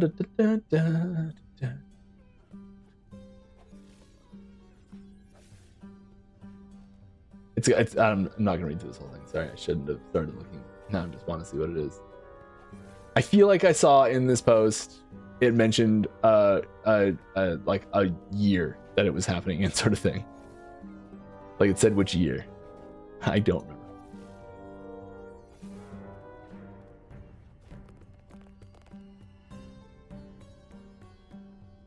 There she is, the command. You are the Matrix. Any talks about looking at skill nodes that are on kill affect getting like a boss or rare on hit chance proc? For instance, Leap or Primalist has 2 nodes that only reset on kill. Yeah, there's I think I was gonna say, like, I was reading this and I'm like, yeah, everything but movement resets, and then you bring up those examples. Yeah, so basically anything but movement resets are either getting that or have that.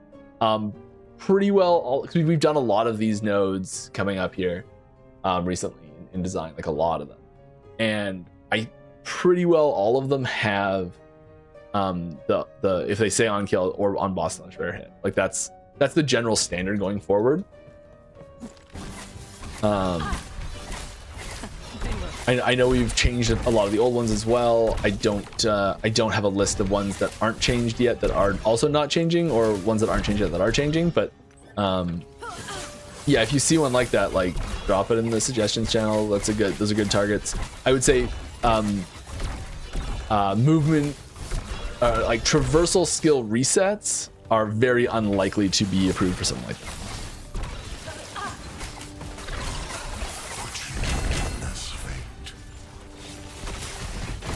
But basically anything else is, these guys are so scary. I love them. I think they're one of my favorite new enemies.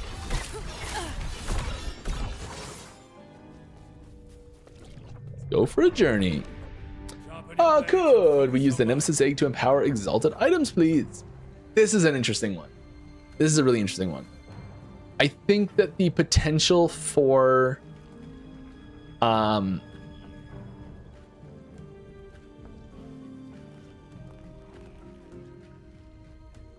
as I said this, I was like, I was about to change. I was about to say something, then I realized there was a mistake, or there was an issue in what I was about to say, and then also thought of the way you could fix it. I think so.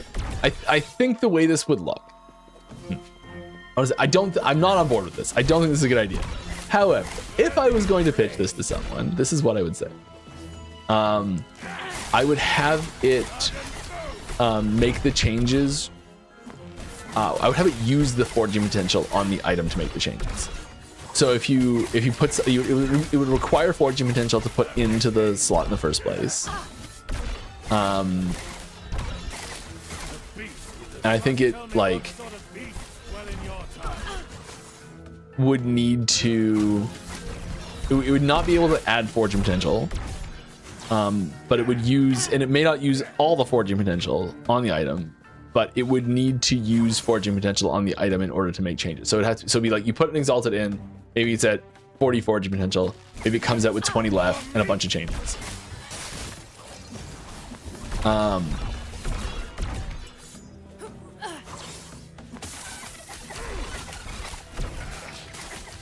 I need the shift reset on take a big hit node. I'm just realizing that I don't have that. Why don't I have that?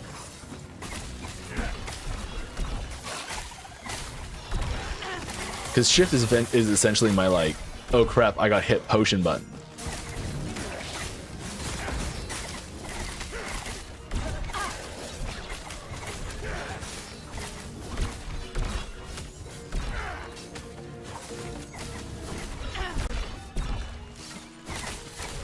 And as I'm saying this, I'm realizing that actually I think because it would be able to go through, I think it would have to use up all the forging potential. I think it would have to nuke the forging potential because I don't think you would be able to put an item in through twice. I think that's the key thing, is that you can't put the item back through multiple times. So I think it has to have forging potential and has to use it all.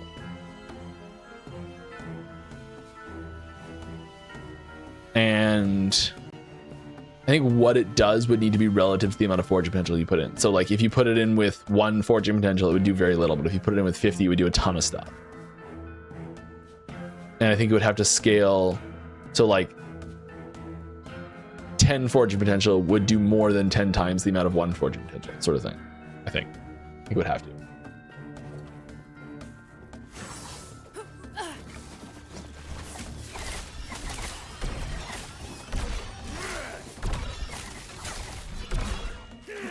I saw a question that did not ping me in chat, so if you want to get a question answered, don't forget to @LastEpochGame. I'll answer it because I've answered it a bajillion times. We will add mouse skins as soon as Unity adds that as a possibility that we can do.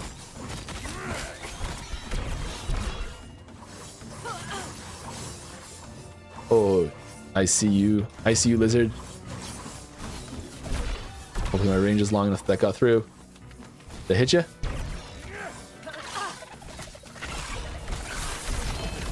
Yes. So will the Paradox class have new skills, or will it have skills borrowed from the current classes? I cannot answer any questions about the Paradox class right now. I'm sorry. I would love to tell you all about it. We are pretty far into its development right now, so I do know a lot of answers to things like this. I can't talk about it in any way. I'm sorry.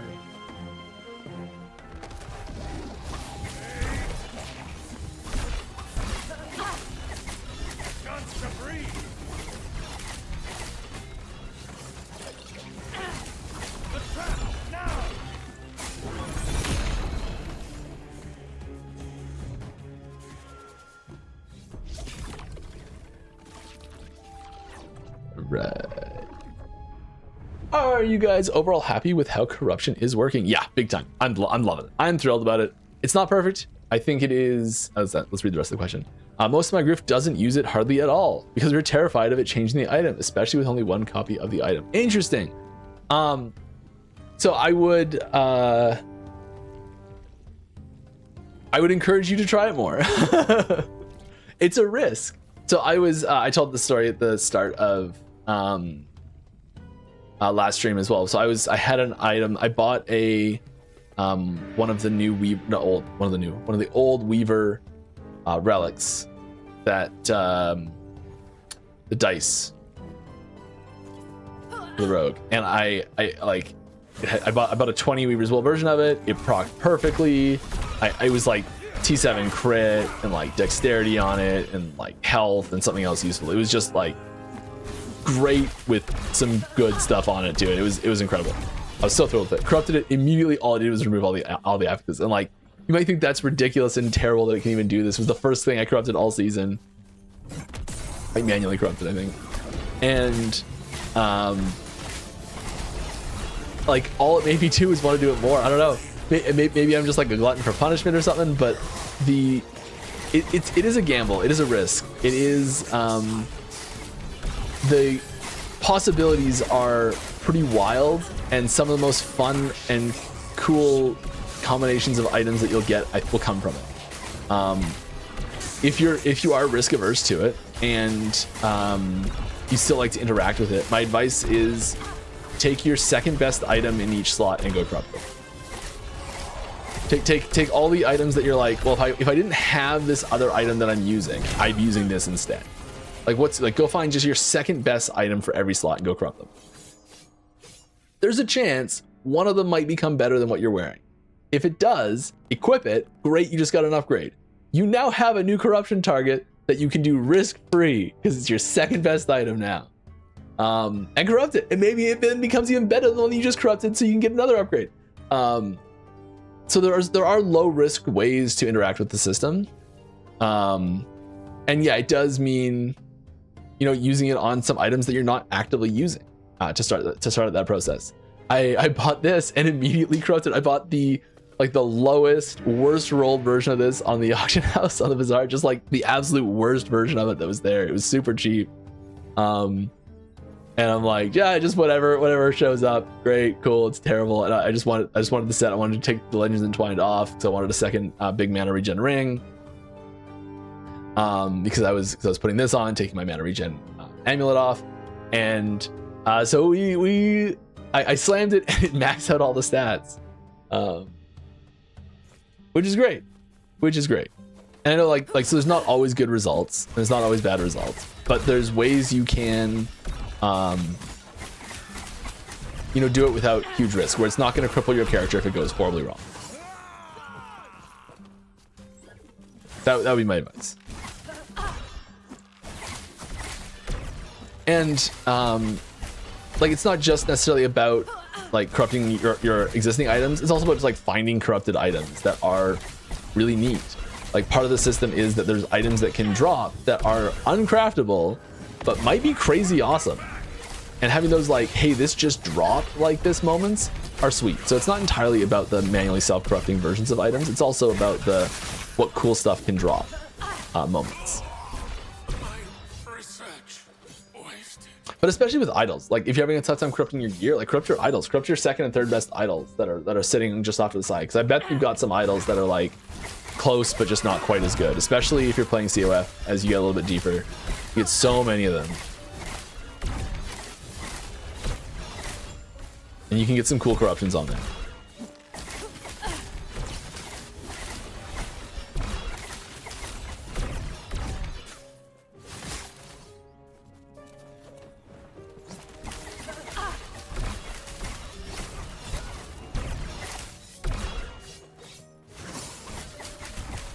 Let you go answer some actual questions instead. I got 15 minutes and 9 questions left. We're gonna have to speed run some of these. 11 questions left. Crap. Happy Friday, Mike. I have a question around systems to encourage group play with friends. Yeah, we need them. Hit me.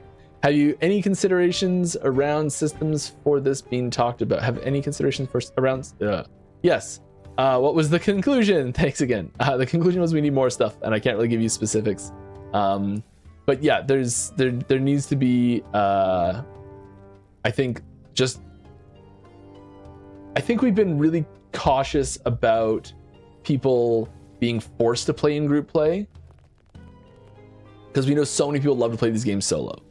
And if a situation comes up where it's like the unbelievably clear best way to do this is in a big group, and like anyone who's not playing a big group is just completely screwed, like that's something we've been afraid of, I think. And because of that, there's some like group play frictions that have happened that probably aren't necessary. We've also had some not great luck with some systems that have gone in to try and handle certain parts of the multiplayer experience that just haven't worked as well as we'd hoped.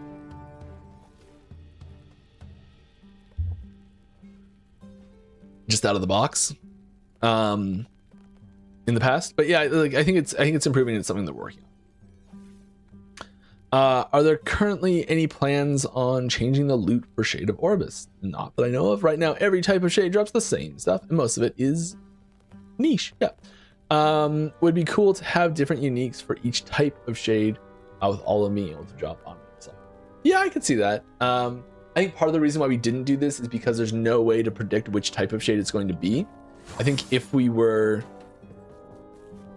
I think the conversation went something, it's been a while, but I think the conversation went something along the lines of if we could select which shade it was going to be, or you could know beforehand, like if the shade said, like if the echo said, like this is going to be a fire-based shade, this is going to be a whatchamacallit-based shade, yes, then that makes more sense.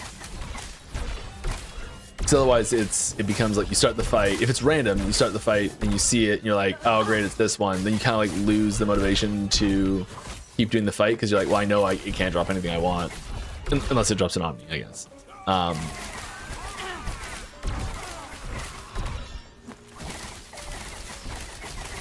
And then also if you know it's always going to be a fire one, or you know it's always going to be a poison one, you can really like just tank your stats. Like you can be like just drop all of your fire res if you know it's the poison one, sort of thing. And so this comes back to this burden of optimal play, where you are you're reconfiguring your gear pre-fight to match that specific version, which is something we're not interested in.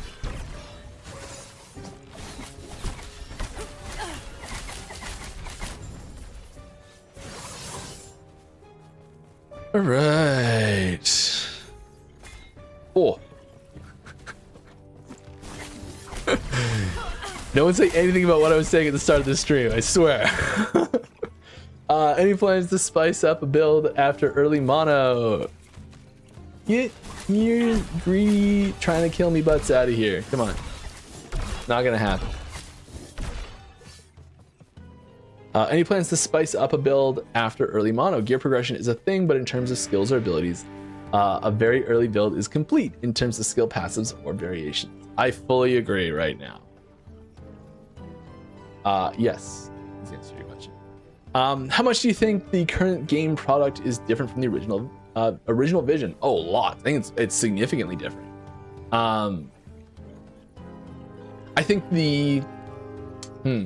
think the core idea for the game, I think the core identity for the game, I think the core like gameplay feel that we were going for is way more realized now than it was on launch.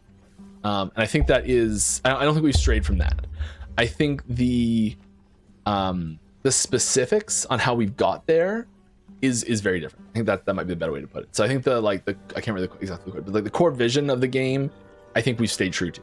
I think the specifics on the ideas on how we thought we were going to get to that vision before has changed quite a bit. That's the way to put it. Yeah. Ooh, got Dex too. Cool.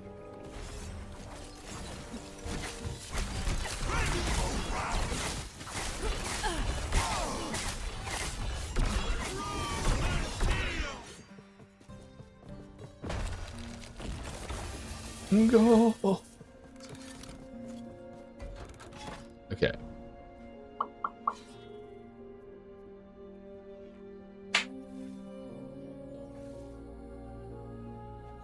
We could do this. We're really bad at these. This is usually how we die. I think that's ambitious. I think we should go here, and I think we've got a couple that we haven't used. So we want to build out our tree a little bit better. So I think this is now probably a good time to do this. Would it be possible? I should probably just go to the bazaar actually and buy an amulet to slam into my amulet. Like, we should go make this. Is what we should do, really. Yeah, after this, I'm gonna go make that. So we actually have some cash now. A little bit of cash. This is the problem, is I get like just a little bit of money and I'm like, let's go spend it. Would it be possible to make the primalist forms be able to use skills other than the ones in the forms? It is technically possible. Yes, we do have the functionality to do that. We have no intention of doing that. If you'd like to see us do that, put it in the suggestion channel, please. Do you think we will see faction level cap increases in the future, or new factions to add more things to aim for and achieve? I'd like to see... I think that the item factions in general... Okay. I think the level cap probably won't change much. I think that we will likely eventually see new factions. I haven't seen any pitches or plans for specific new ones. But I do really like the system. I think it works well for when it's needed. I think we will likely see larger changes to a couple of the existing factions before any other major changes, like of the system as a whole. Like, yeah. Is there a plan to rework the dungeons? Yeah, has been for a long time. I know there's been a lot of caution in adding mechanics that add forging potential to items. I'd restructure this a little before I finish this question and say there's not been caution, there's been a flat out rule that is completely no. All right, so moving forward, do you think something like that would be more likely to be if it tagged an item that prevented it from being slammed into a legendary? Yes. The gap between crafting a good legendary and a good exalted reforged item feels wider than ever. I agree. Yeah, that would be, if there was ever a possibility for that to happen, that would be a hard requirement where it could only get forging potential added to it if it was tagged in a way that meant it could never be slammed into legend. That would be a requirement of the system. That tag would also mean it could never get more forging potential. It would be, this is a serialization problem again. But it would need to be like, it's never able to be forging potential would never be able to be re-added to it, and it would be a one-time process, and it could never be slammed into it. Yes, those would be two stipulations of it. Even then, it would be very difficult to get past a game design meeting.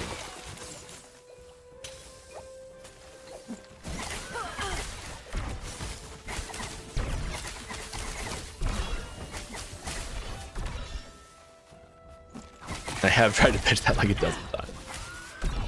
This is why I say it would be very hard. I know it's very hard because I've tried.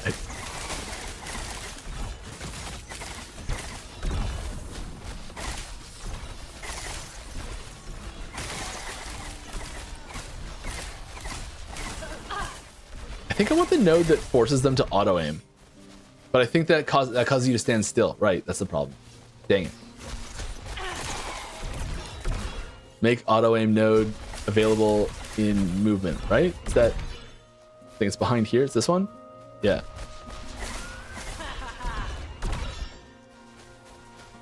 Yeah.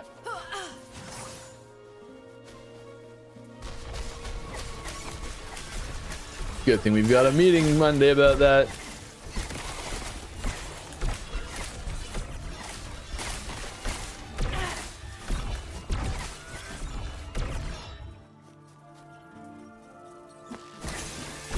Alright, what are your time? Oh, we're almost out of time! Any chance we could get access to our stash during Monoliths? You do already, in a way, kinda. I'll show you how. I can't do it right now, actually.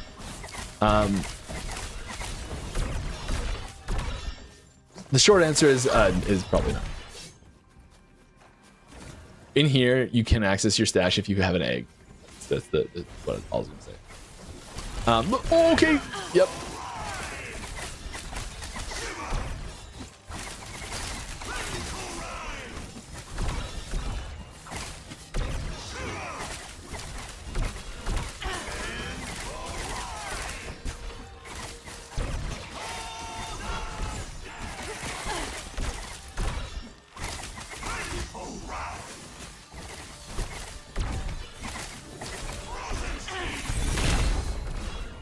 Woo. And we got some subs. Thank you very much. What we got here? Fallen Rain, keep the 2 subs. Thank you very much. Appreciate you. That's wonderful. Yeah.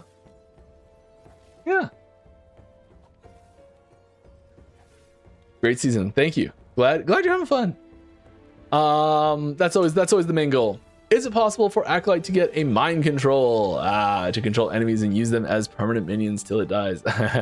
Someone been playing the Warlock in a different game. I'd love to. I don't think we're looking at an ability like that right now. I think it is incredibly cool. Our enemies aren't. There's a lot of setup required for that. It's a lot heavier it's a lot bigger list than it seems to make it function well.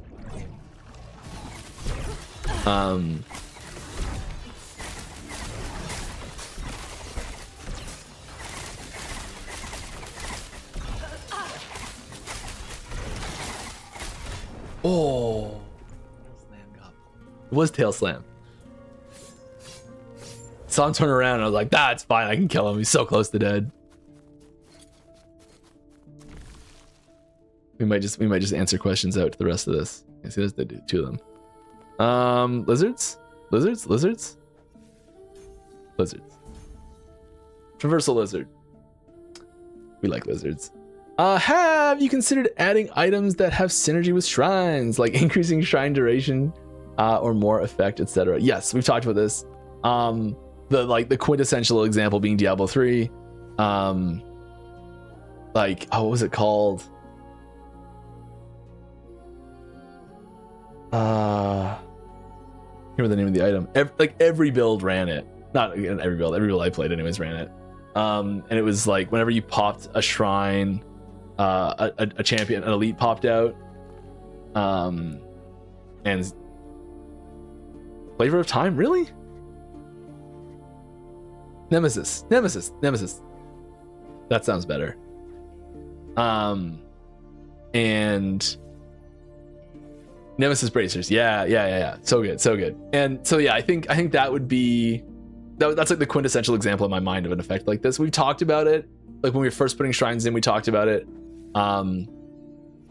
We kind of intentionally didn't do anything like that because of the RNG nature of shrines and the ability to have situations where a build lives or dies and is able to complete the echo or not based on what shrine spawns. You're like, okay, cool. If a good shrine spawns at the start, I'm set and I can do this no problem. But if one doesn't, I just got to reset until I get one.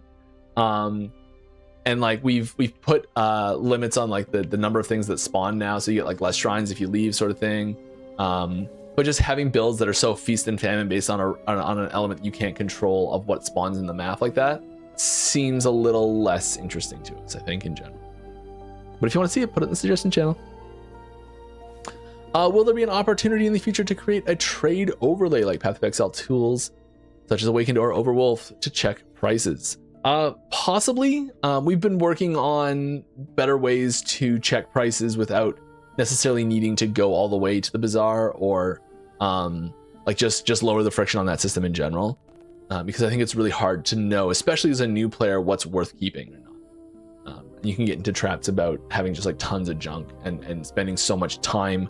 We've been talking a lot about COF time sinks in re-rolling so frequently, and I think there's similar time sinks in Merchant's Guild that we'd like to alleviate too. Those are both systems that are really great at doing what they do, but they do, both of them have quite a bit of extra busy work involved with them that we'd like to remove if possible. So that sort of thing is interesting to us. I don't think we've specifically been looking at an overlay system for it. Is there any plan to create a shatter tab? Rune of Shattering is too tedious. This is a great question to end on because it teases what's coming a little bit nicely. This is a great example. So I talk a lot about. I'm gonna ramble a little bit here. Sorry, I'm a little late. I've talked a lot about how you can provide really high quality feedback for us that will really help shape the game better. And one of the ways that I think you can phrase that feedback is by saying, when blank happens, I feel blank. So like a good example here, I think, is what this feedback's rooted in is, and what you said at the end of it is, when I spend a bunch of time shattering items, I get bored. It's too tedious. It's like just shattering items is boring. And sitting there just being like, shatter this one, shatter this one, shatter this one, shatter this one. Now the game, like the root gameplay mechanic that causes the system to even function at all, is something that I think would be better addressed directly than just adding in a shatter button. Because we've talked about, there's quite a few times we've talked about adding like just a button here that was like a hammer, and you click on the hammer, and then like you're in hammer mode, and you just like start boom, boom, boom, boom, boom, boom, boom, boom, boom, and it just starts shattering. Or you could like turn the forge into shatter mode, and you just like put anything you want in there by just like quick move everything over there, and just like quick, and just like they all go over there, and then you're like shatter all. That was weird. And like, so the systems we've talked about doing that, there's a few different ways we've looked. There's a few other ways like having like a marking them in your inventory, like mark all of these, and then a big button's like shatter all. And so there's a few ways we've looked at doing this. And we've kind of come to the conclusion that they're all in service of a system that is kind of outdated a little bit and would probably do better with just reworking the whole system in general. And so I think there needs to be, I don't think we're going to look at, I don't think there's enough time between now and season 5 to fully rework the whole, to the extent that we'd like to rework them. Because I think this ties into some feedback we get about the volume of different crafting materials that exist, different crafting shards, and the volume that they drop at. Like, even now, I'm not that far into the end game really. I'm pretty early on, and I have 58 poison res shards. I'm probably going to use like 2 of those maybe ever, you know? And like, that's a problem with the system for sure that needs to be fixed as well. I think we can fix both those problems at the same time. Keeping items specifically to shatter, having to spend too much money on shattering runes of shattering in the first place. Like, these are all sort of like cracks in the system that I think are mostly coming up due to the sheer volume of affixes that we have, and affixes that can be shards. And I think we need to restructure how we acquire new affixes to be crafted, restructure how we acquire resources to use for crafting, and restructure how we provide drops for those things as well. And I don't know exactly how that's going to look yet, but this is the sort of thing that we're talking about, and I think that we need to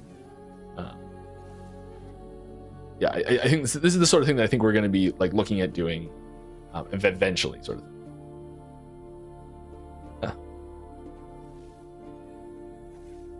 Cool. And on that terrible disappointment, it's time to end. Hope y'all had a wonderful time. I know I did. I'll be back same time, same place next week. If I did not answer your question, I apologize. It was not intentional.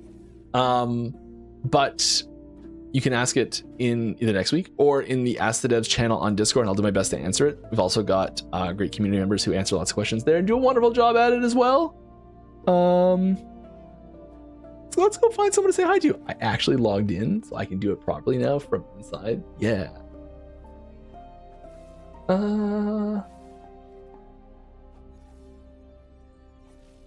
Oh, he did wonderful. I know most of you have probably seen it. He had a great document that we released. We went over it we went over it yesterday in a game design meeting.